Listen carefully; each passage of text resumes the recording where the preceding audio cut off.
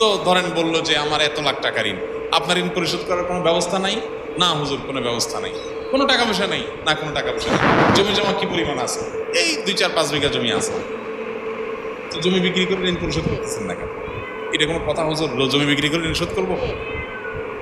অনেকে আছে ব্যবসার টাকা আছে, না ভাই পকেটেরটা দিয়ে ঋণ শোধ করবো না। আপনি দোয়া শিখাই দেন, দোয়া দিয়ে কাটাকাটি হয়ে যাবে, আমারটা আমার কাছে থাকুক। আমার কথা বুঝেন নাই? এইরকম বহু লোক আমি পাইছি যে এই টাইপের। আমি বলছি ভাই, আপনার সাধ্যে আছে, ঋণ পরিশোধ করার অ্যাবিলিটি আছে, ওইটা আপনি ব্যবহার করেন, পাশাপাশি আল্লাহর কাছে দোয়া করেন।